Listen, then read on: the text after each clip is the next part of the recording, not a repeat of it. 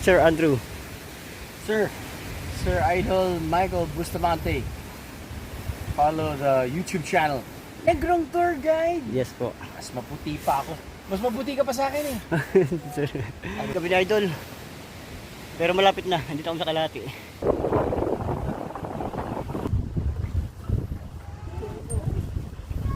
Bearing.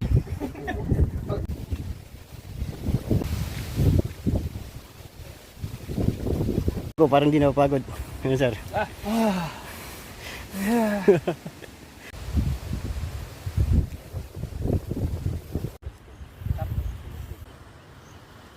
Ito, kakasapin na niya si Kuya.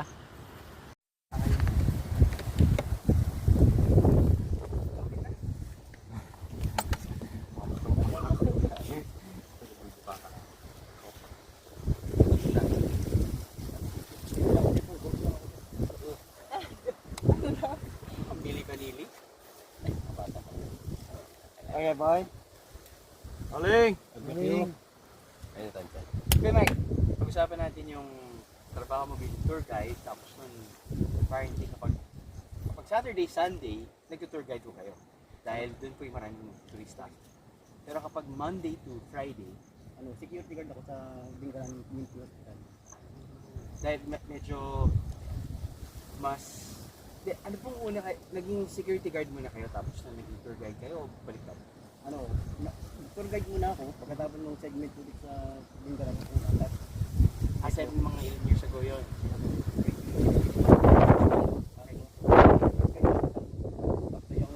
Na-employed ako security guard sa Bingaran Community Hospital. Then pagkatapos ng aking Sabado rin, first time, tour guide. Gano'n kadami yung turista yung tour guide na pumupunta dito kapag weekend? Dahil po, Mas marami siya kasi ang pag Sabado Linggo, yung mga tour organizer sa travel agency, may mga event silang nilalaan para sa Bingaran. Mga day tour ng Bingaran. dito sa area nito, parang napansin ko, parang kaninang naturo ko din. Meron po dito yung statue ng Nuestra Señora. Tapos nandito po sa may south, yung lighthouse.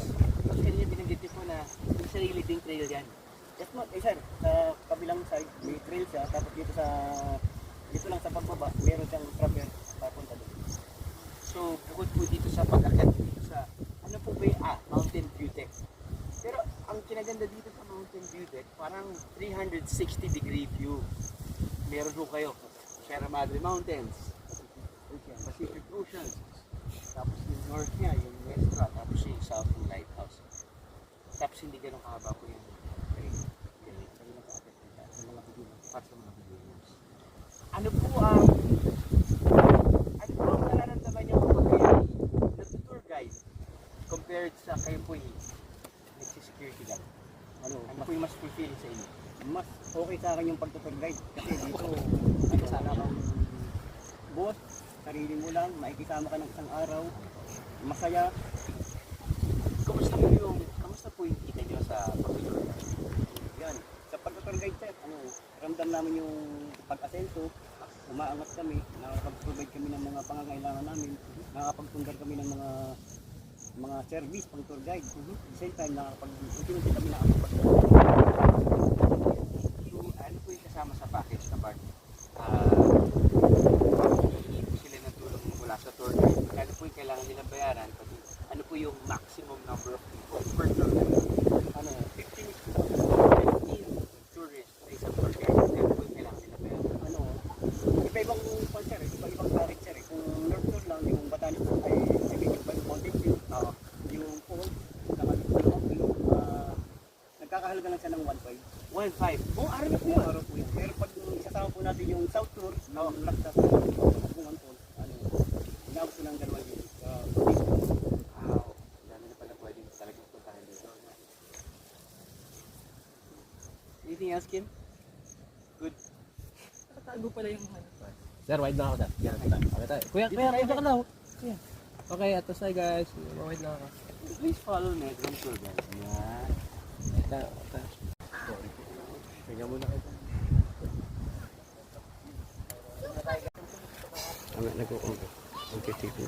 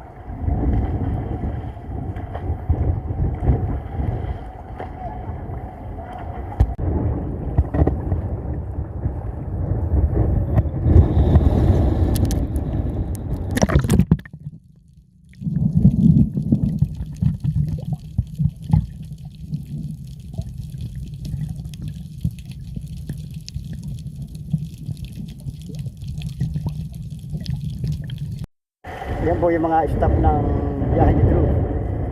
Yan, mga staff na biyahe ni Drew. Siyempre kasama ko. Yuhuu! Welcome sa biyahe ni Drew. Ay, yung mga staff nila.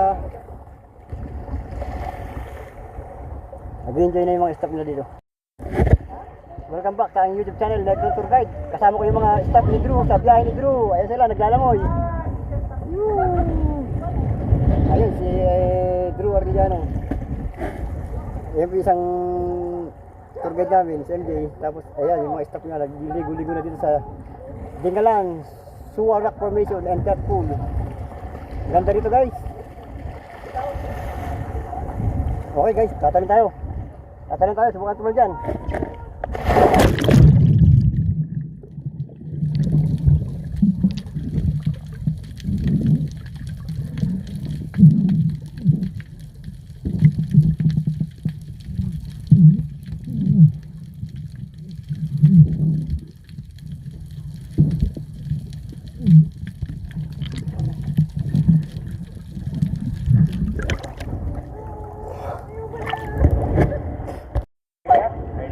Ay, ulit tayo gano'n. Ano dito, sir?